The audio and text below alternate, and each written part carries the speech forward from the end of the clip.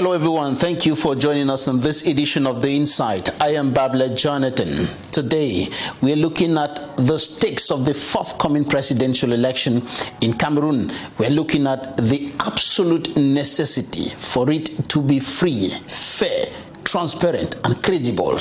And we are also analyzing the risk of violence, chaos, should the election be marred by fraudulent practices, rigging, and so on. We are looking at what can be done, what should be done to ensure a free, fair, transparent elections, and of course, peace before, during, and after the elections. Meet our guest in some few seconds.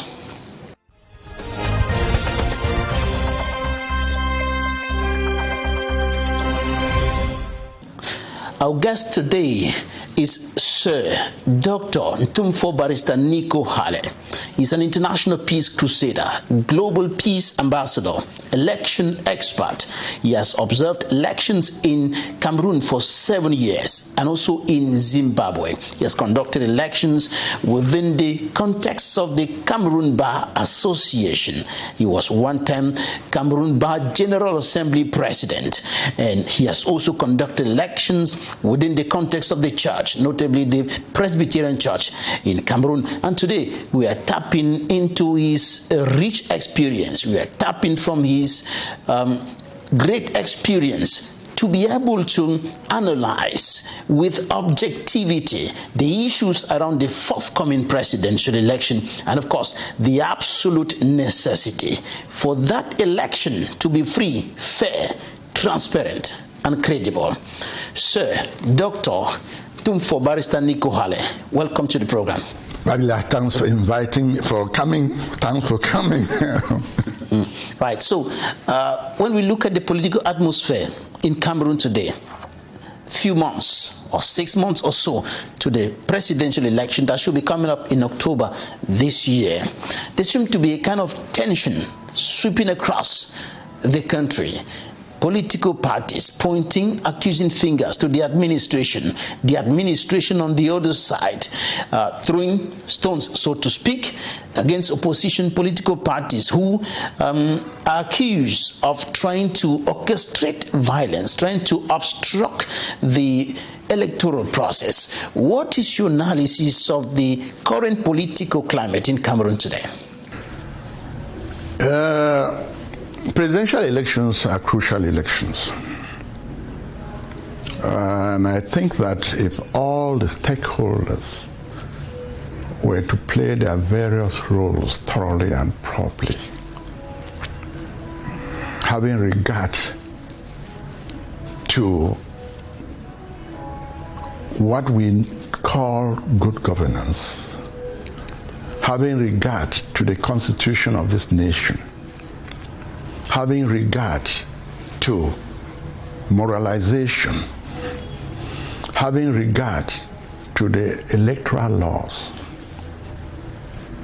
there will be peace.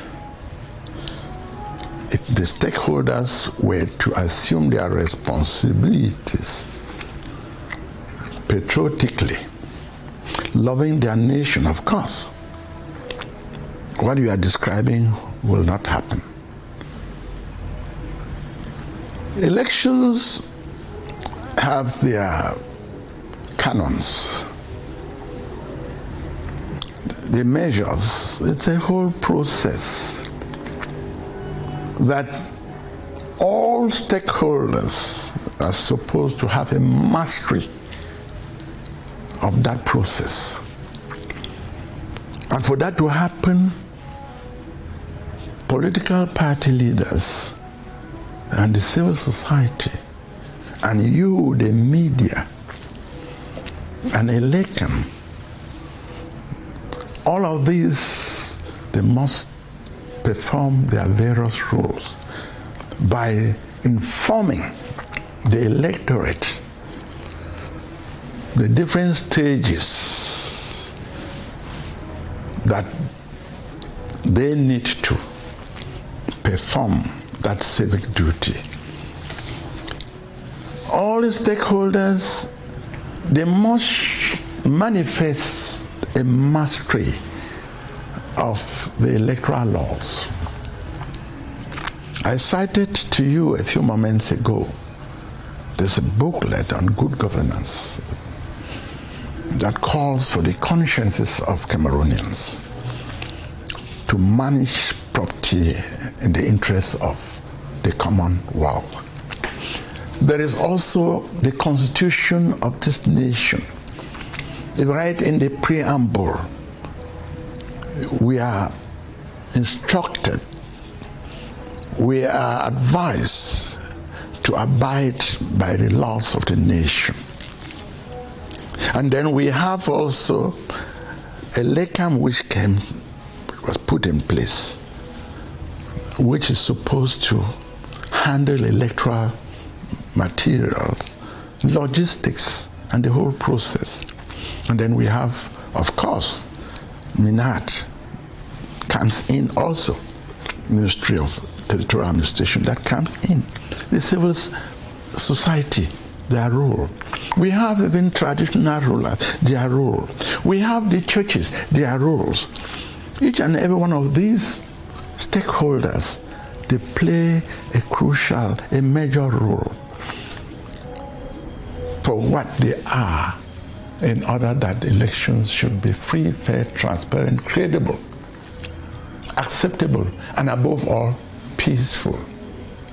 We don't need chaos, anarchy, effervescence, violence,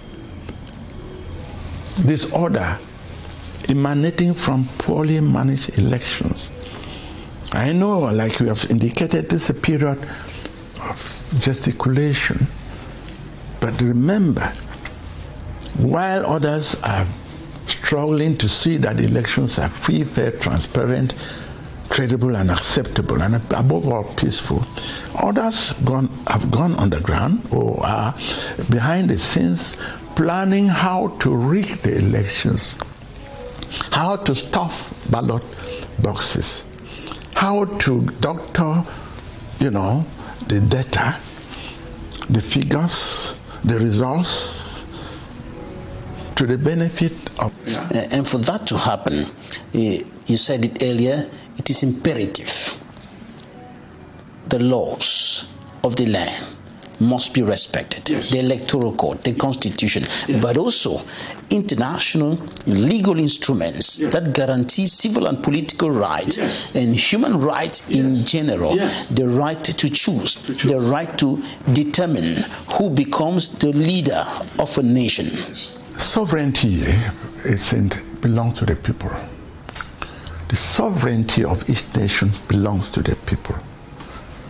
And they vest that sovereignty, they trust it on one person. You should lead us. For that to happen, or to Parliament, for that to happen, their will, the will of the people must be taken into consideration. The will of the people here is determined by the ballot box. A ballot box that was thoroughly and properly arranged. It cannot be determined by intrigues, by corruption, by influencing people's consciences, buying of votes. It cannot be actualized by manipulations, gimmicks, and what have you. Sovereignty belongs to the people. And so don't rep the people's will. When you violate, you put people who don't deserve to be there, you have ruined the future of the people. Anybody who gets into any office by fraud, by rigging, by unorthodox methods, has stolen that office, does not deserve to be there, because he's gone there by fraud, by rigging. He will continue to rig everything in that office. The resources he will rig. He will rig the people. Now, what's your perspective of what the opposition political leaders have been condemning, decrying, referring to pre-electoral fraud maneuvers, what they consider as pre-electoral fraud maneuvers? And on the other side, you also have the administration telling some political parties, we are going to punish you and even send you to jail if you try to disrupt the electoral. That is what I'm saying here. It therefore means that somebody is not playing his role or their role thoroughly and properly. I've started by saying I've quoted 4 instruments, legal instruments or documents that we must adhere to if we must have free. Let me tell you, who you are is not determined by where you are. It's determined by what you can do, honestly, genuinely. Who you are, who I am, is not determined by where I am, because anybody can get to wherever by crooked means. I'm sure you're getting what I'm saying here. Right. Yes. So those who get to offices by fraudulent means, we don't have kind words for them because they are thieves. They are thieves. They have stolen the office. So what you are describing, all these accusations and counter accusations, is because somebody has not done his assignment. Do your assignment, do your job thoroughly and properly, and what you are describing will disappear. I have said a people without a vision perish. The vision means that you take on board moral and spiritual tenets that will guide you. If you don't take on board those tenets, what do I talk about elections? It will just be some chaos and anarchy. And that's why each time I'm organizing elections, supervising elections, monitoring elections, whether in the country or beyond, I go with the Bible. All those books that I've mentioned, I've not mentioned the Bible. But let me tell you, the most important document for any human being is the Bible or the Quran. Yes, because the Bible leads you towards success. And you know that you'll be accountable, you'll be held accountable. Yes, on earth you'll be held accountable to people, but you'll be held accountable to God Almighty. It is not what you have that matters. It's how you got it. You get to an office by fraud, you should be ashamed of yourself. And you rig elections, you should be ashamed of yourself. Then you have read the Constitution. I read this book, Communal Liberalism, which has rigor and moralization. And then I read this Good Governance book that came out just about 30 years ago. And of course, when you read the Constitution of this nation, it's a document which you should read. You will understand that you have rights and obligations. And if you have rights and obligations, make sure that those obligations you actualize for the good of the nation. For the good of the nation. So, Nico HALLE, I do my job. Each time I'm given an assignment, whether to run elections, to monitor elections, to supervise elections, I make sure that all and sundry, all the stakeholders, they play by the rules. Yes, and at the end, there's peace. You create a level playing ground for all. You create what we call an enabling environment, conducive for all the parties. You don't get there and you are in favor of this party or that party. Give them the level playing ground, the conducive environment. Whoever wins, the whole nation has won, because the elections were free, fair, transparent, credible. No, the accusations and counter-accusations yes. that we are seeing in the political landscape in Cameroon today yes. has created some kind of confusion, yes. and many Cameroonians are asking the question: who is not doing his job well? Somebody who is not doing what? Well. The persons who are accusing and counter-accusing, you ask yourself, those who are raising those issues, are they raising those issues as per the law? Those who are countering those issues, are they doing that as per the law? Now, we are not in a tribunal for us to examine those two accusations. But I think we should go back to the drawing board. And I've already cited those documents that guide us, that should guide us into having free, fair, transparent, credible, and peaceful elections. We must have peaceful elections. If we want peaceful elections, with peace in this nation, we need. Do you know that 99% of the conflicts in the world emanate from poorly managed elections? Because you put the wrong people there. You put the wrong people there, and those who ought to be there fight them all the years. So the electoral process in Cameroon is a combination of complex political dynamics characterized by challenges and controversies, but also important issues in terms of legitimacy and political legality and democracy. Share with us your experience of election observation. You've done that for 7 years in Cameroon. Yes, elections are very challenging. They could even be very problematic and excruciating. If the people, the stakeholders, don't have a mastery of their different roles, then what you are describing, that rubble will happen.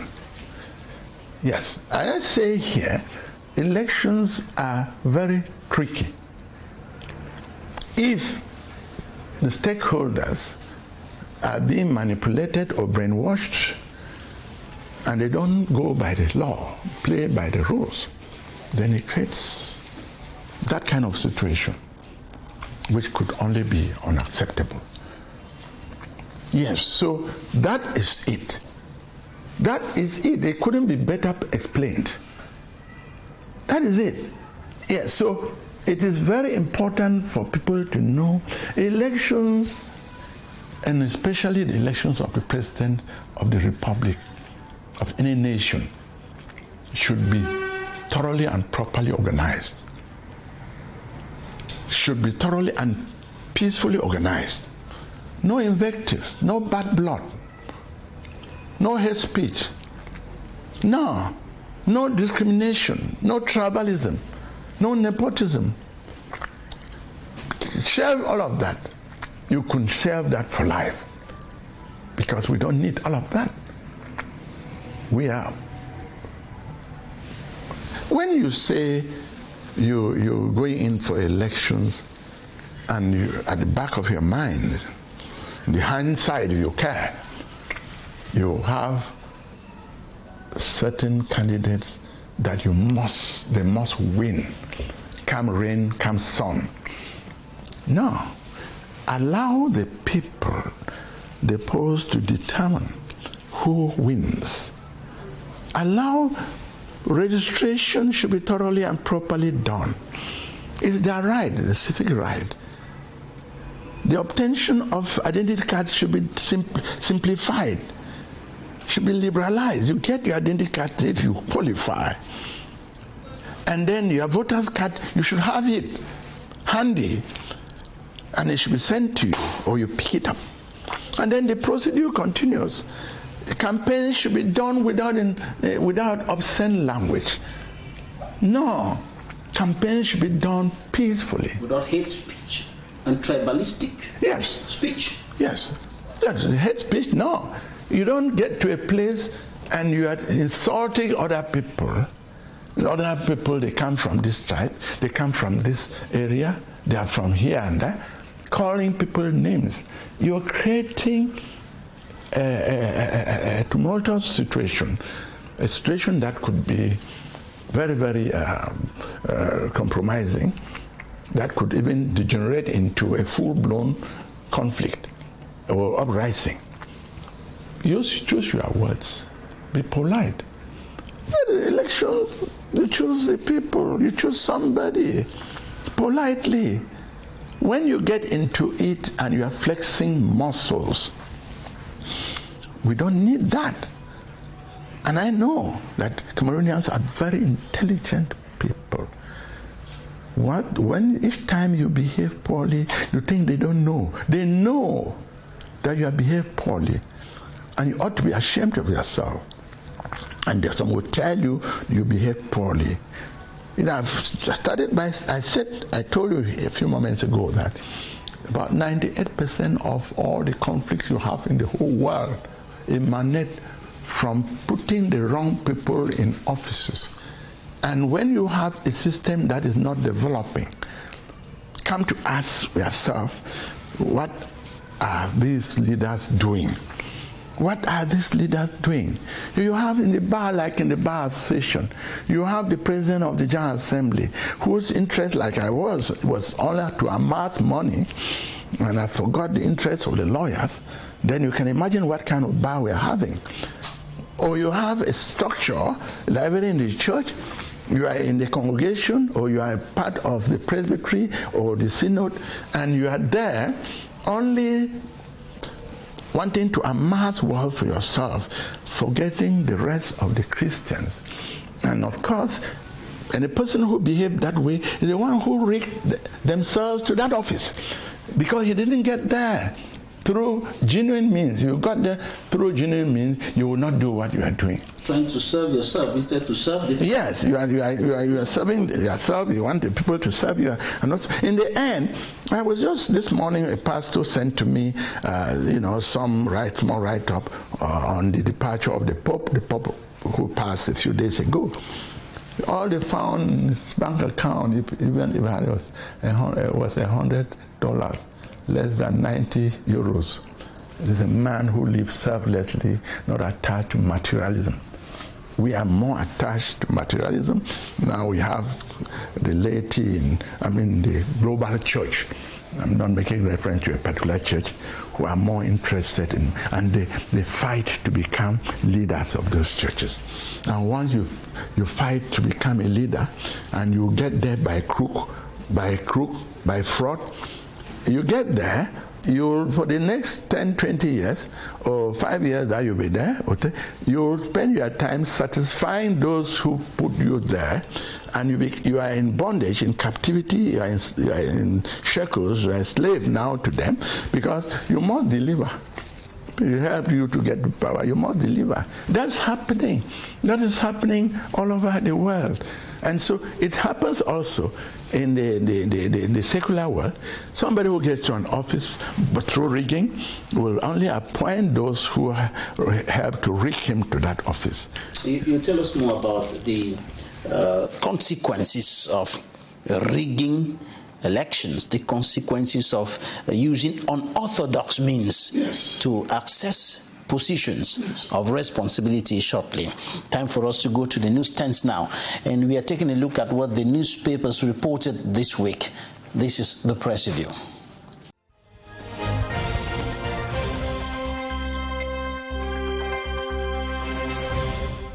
We begin with Cameroon Insider. Pope Francis, 1936 to 2025. The people's Pope is gone. The paper reports that Cameroon and the world have been mourning the first Latin American pontiff who charmed the world with his humble style and concern for the poor. And the Voice says, Supreme Pontiff journeys with risen Christ. In the words of breaking news, Pope Francis, free at last. In an editorial, the Guardian Post tells politicians, don't only praise, emulate Pope's legacy. In Municipal Updates Daily, the Prime Minister, Chief Dr. Joseph Dangote, drums speedy digitalization to boost decentralization gains. The Guardian Post, G27 Plus, vomited by SDF, rotting in political limbo, making reference to some former top officials of the Social Democratic Front who were expelled from the party. Cameroon Tribune reports the issuance of the National Identity Card within a time frame of 48 hours. Another issue of Municipal Updates and the Pilot newspapers report that Cameroon's mining code attracting international investors. In another issue of the Guardian Post reports that the World Bank commended Cameroon's economic and development progress, reaffirming its support to the country at the spring meeting in the United States.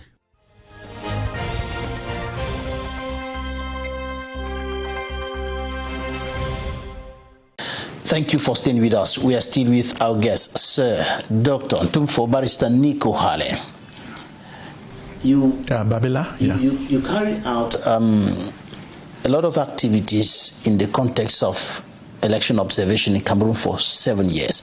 And in an earlier edition of The Inside, you told us that you ran into trouble with some people who were trying to carry out some fraudulent practices. Until today, they are still not very happy with you. Tell us more about that. With me. Can you name anybody who stood for values who was loved? Name one. Go down to the Bible. The prophets stood for values and they were persecuted. Christ came to the values, he was killed. The disciples also were killed.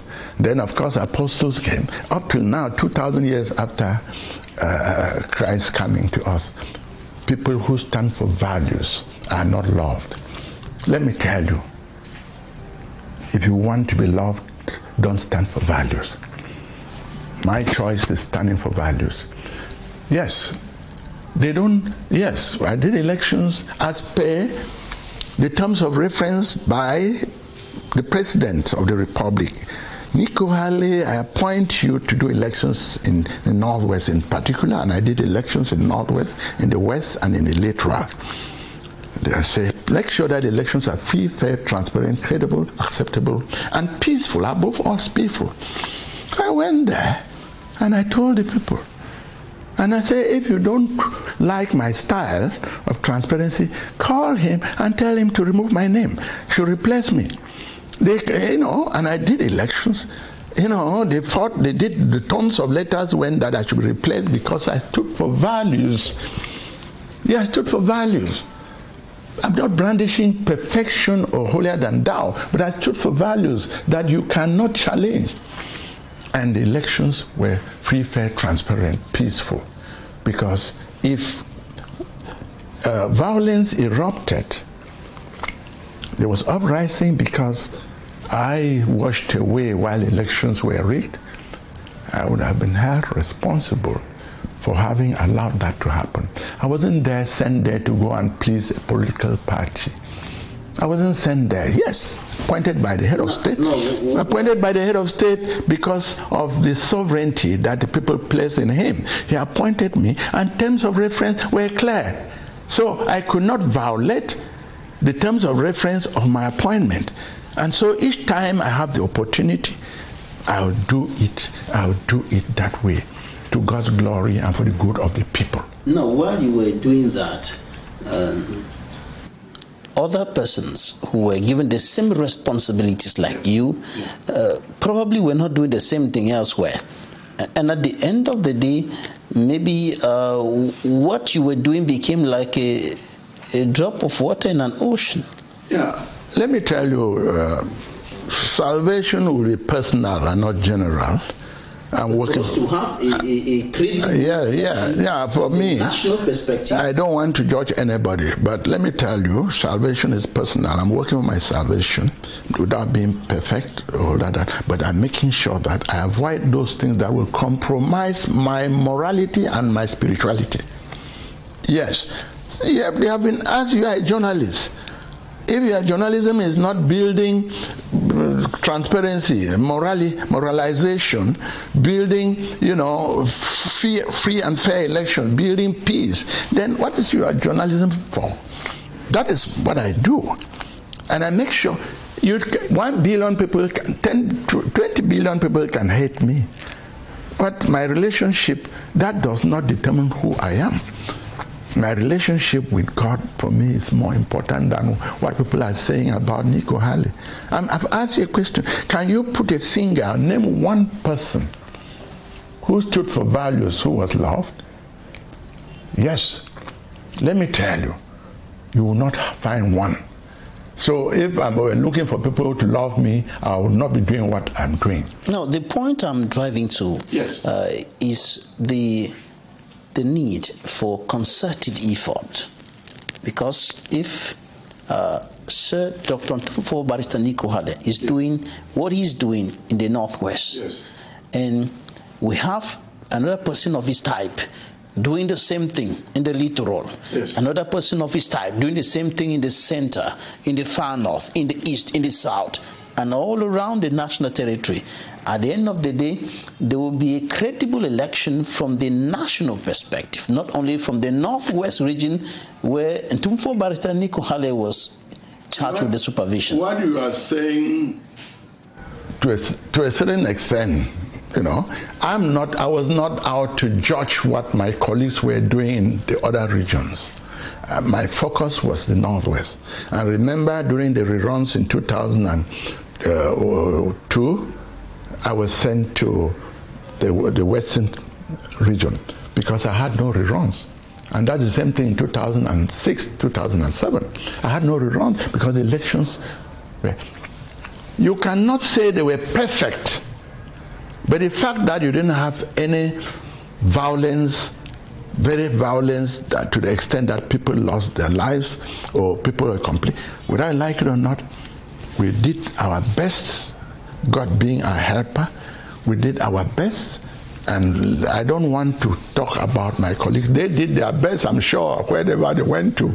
That is what I had in mind, because if they were going by the terms of reference of their appointment, they would ensure that elections were free, fair, transparent, and credible. I relocated polling stations from the palaces of the funds that named me, elected me, the NTUMFOR. Because I said to myself, the funds ought to be divine leaders. They ought to be, the probity ought to be seen in their lives. They ought to be the ones. And of course, in the end, they appreciated. Some appreciated, some did not, because they could not understand how this is our NTUMFOR who is. But they used, some of them used those polling stations, you know, stuffing of ballot boxes that, you know, that's why we relocated them. I didn't have kind words for those, for anybody who wanted that those polling stations should stay. And that's why that accounted for the, you know, serenity that reigned before, during, and after the elections. You know, so regardless of what my colleagues were doing in other regions, I did what I was instructed to do. And of course, I did it in the Northwest, I did it in the West, and I did it in the littoral. Remember, in 2006-07, I was in Douala, in the littoral, doing the reruns in Douala. So it was not just my wherewithal was not only limited to the Northwest region. It moved out because I didn't have reruns. So, talking about, but you want to understand that at the end of the day, there were no cases of, there could maybe sporadic cases of violence in other regions, which you don't throw that on the members. I don't know. I don't want to get into judging any member, but I think that we did the best we could, and we're congratulated by Cameroonians. No, 2025, the 2025 presidential election is just 6 months away from now. Yes. And it is, of course, absolutely necessary for that election to be free, fair, and transparent. Yes. Looking at the present context, yes, with the political climate heating up. Yes, yes. Many Cameroonians, especially young people, many of whom have been impartial, have been caught in the trap of voter apathy for many years, and who are coming out now to say we want change. When you look at that, what will you say about what should be done to ensure that I'm a very optimistic human being. Pessimism is very rare in me. Very optimistic, and I know that there's one man who has control over things. You can play your games, but know that there is an Almighty. All the problems we have on earth, God is bigger than all those problems. What we have cited, miracles happen. They have happened in other countries we've seen. So, what we should do, sensitization, education, let people register and go and vote and defend their votes. Yes, and make sure that the mixed commissions that are supposed to be at polling stations are thoroughly and properly mixed so that they can put an eye on the counting. Yes, because that's one of the spots, the points at which a lot of rigging is done. So that what is sent eventually as results should be legitimate. Should reflect the will of the people. Yes, it should be legitimate. Should be genuine and acceptable. So that is it. If you don't take your responsibility, nobody will take it for you. And I am very, very optimistic because, let me tell you, Cameroonians are becoming more and more aware of their rights. And their Cameroonians are very intelligent people, I know, and very sensitive when there is decadence. Whether I like it or not, what justifies the level of unemployment in Cameroon with the huge natural and human resources that we have? What justifies the level of unemployment and poverty? It can only be what? Bad governance. And bad governance is vertical and horizontal. That should be repaired by you and me. We cannot fold our arms and turn our back and expect some other person to do it. We lie a lot. We are so much into falsehood and hypocrisy. Yes, we are so much into certain thoughts that don't help us. Conspiracy theories, we are so much into that. We are people pleasers. We don't tell the truth because we are protecting our appointments, our advantages, our privileges, our friendship. We should tell the truth. The truth will set us free. Yes, the truth is even seen at the ballot box. You're determining the truth. Who should be the next president? Who should be the next president? Who should be the next? They are talking about, and eventually the other elections that are coming. Who should be the next mayor, the next member of parliament, the next senator? They make this. Put the right people there. The people who did not deliver, don't deserve to be there. But unfortunately, we are so naive and docile and so manipulable that a few francs, a few coins derail us. Because the very people who have looted and plundered, they use such loot to buy over. I'd say to take over the vulnerables. Yes, easily. So take note. This is a period where people who are vying for this will use money, and you want to ask where they got the money from. You steal from Peter to pay Paul. You steal from here to do this. Yes, and this happens all over the place. And the Cameroonians are very intelligent. I want to say very, very intelligent. This is a blessed nation. This is a blessed nation. Unfortunately, their intelligence is being destroyed by their docility, their naivety. Yes, and we need the kind of peace, that helps us to develop ourselves. What we are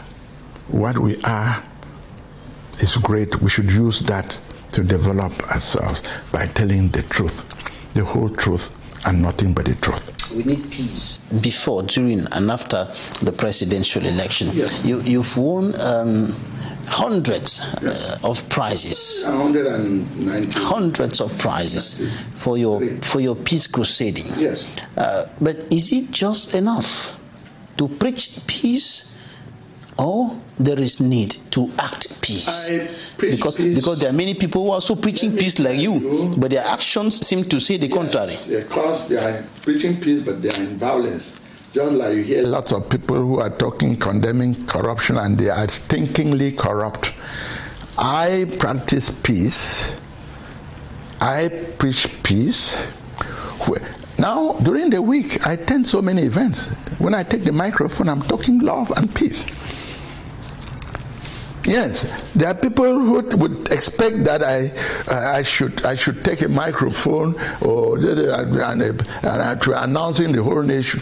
But every day of my life, I think love, I think peace, I think my country. These are things that I don't joke with. So I don't only talk peace. I live peace. I don't only talk love, I live love. I'm each other's keeper. All right, Barrister, let's go back to the missions. We want to take some few interviews now. Interviews of the week. We'll be right back in a moment.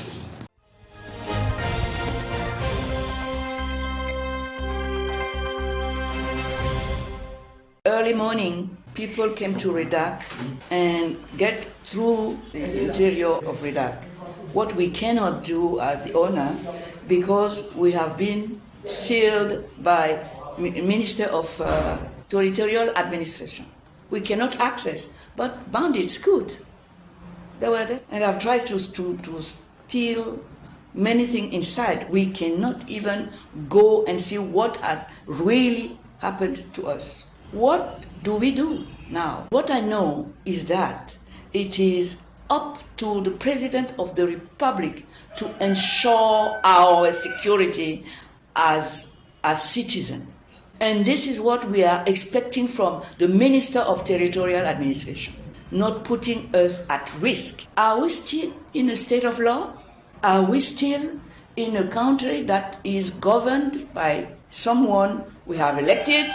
Do you ensure the citizens that they are in the good hands with the today governance? We are scared. The government had failed in his duty to protect our security. What is going to solve the problem of Cameroon is not President Paul Biya as such, but is the third option, which will be a new government made of technocrats and entrepreneurs who will come in and will help the president to solve the problems. And the problems will be solved in truth and in love. We have all seen that they have failed. It's not something for discussion or for argument. We don't need to spend our time arguing over spilled milk. That is not something for debate. It's clear. Every Tom, Dick, and Harry can see that. But what is new on the table, we are saying that the third option will solve the problems, and President Paul Biya will take the power, yes, and then he would say, my sons, go out there and solve the problems. And we, his sons, we will go out there as technocrats and entrepreneurs. We know all the problems, we know what has been happening, and we've said that ENAM is not going to be part of the deal.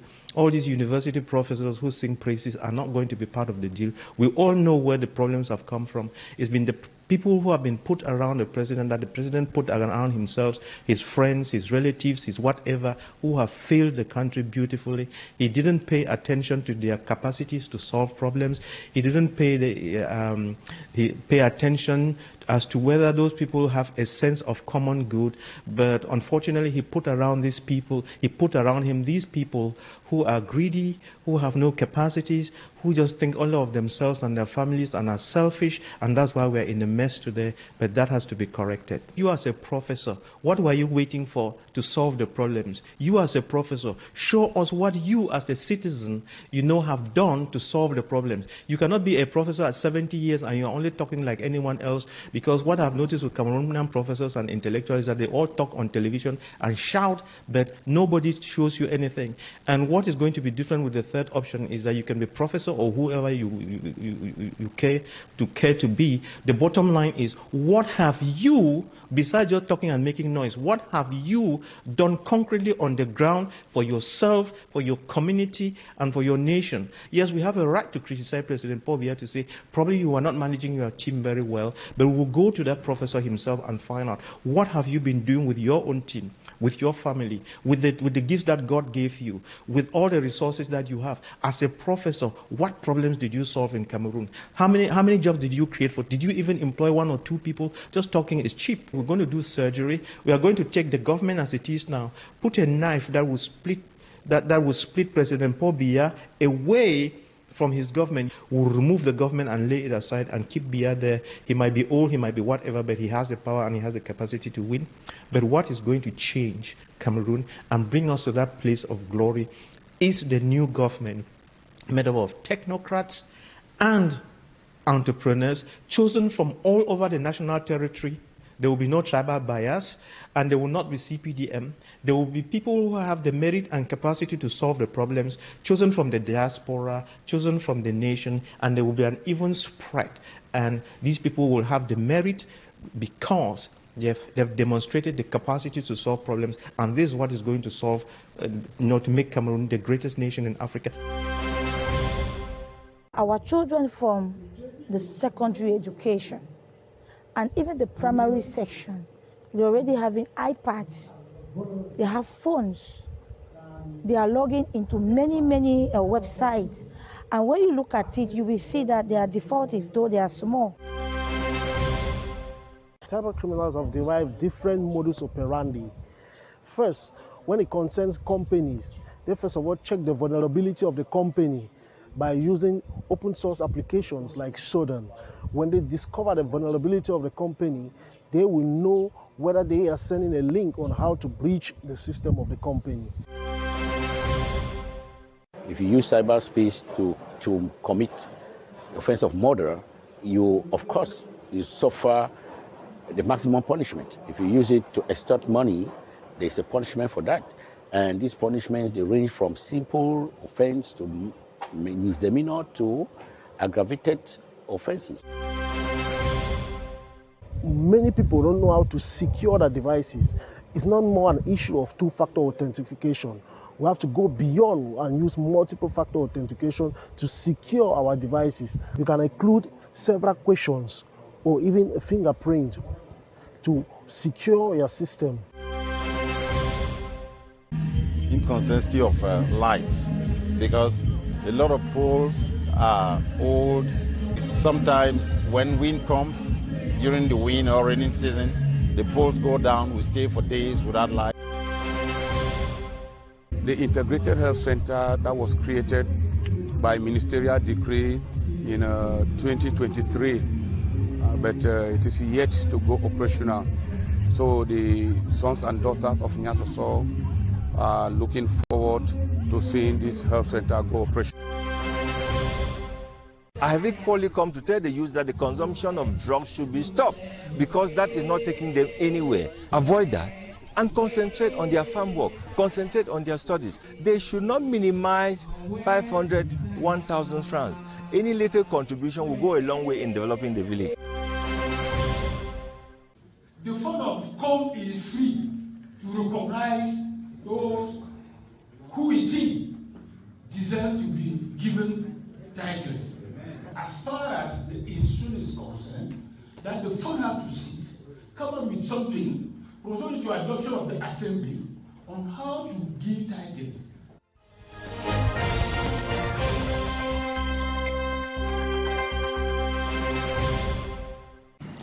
All right, you're welcome back. Barrister, let's talk about the role of the press in this whole issue.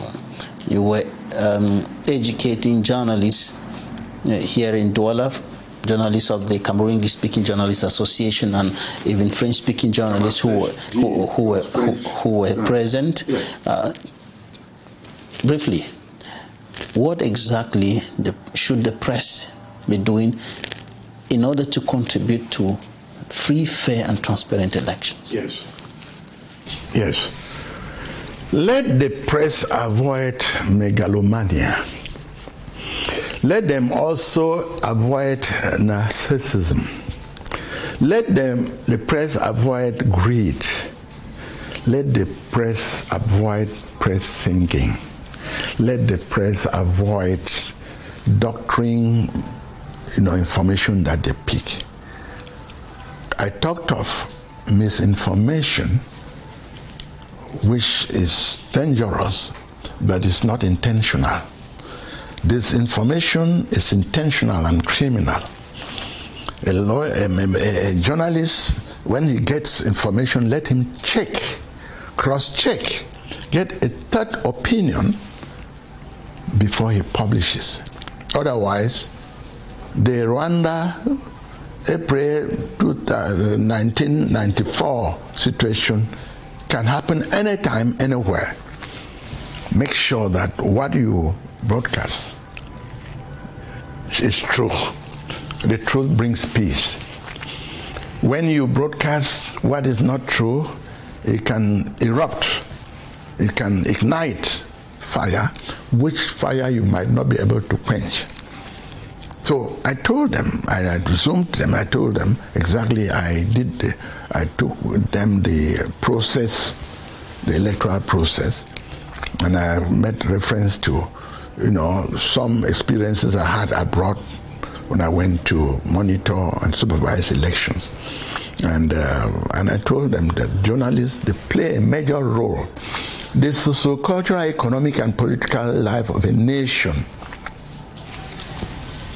fringes on the media.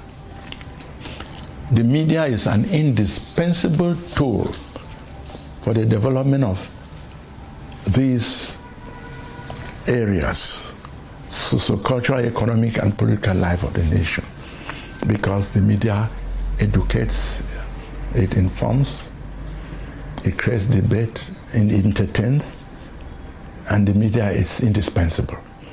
And that's why each time I'm invited by the media, and they do that regularly, I share all that I was about to do, to attend, and then share my experience with them, because what they are doing for almost nothing is very, very, very crucial, very, very indispensable for the day. Thank you very much. Thank you, ladies and gentlemen, for staying with us. That's it for today. You can follow the program on our social media handles on YouTube and on Facebook. You can also follow the rebroadcast of the program on Friday at 5 p.m. Thank you so much for your kind attention. God bless Cameroon. Goodbye.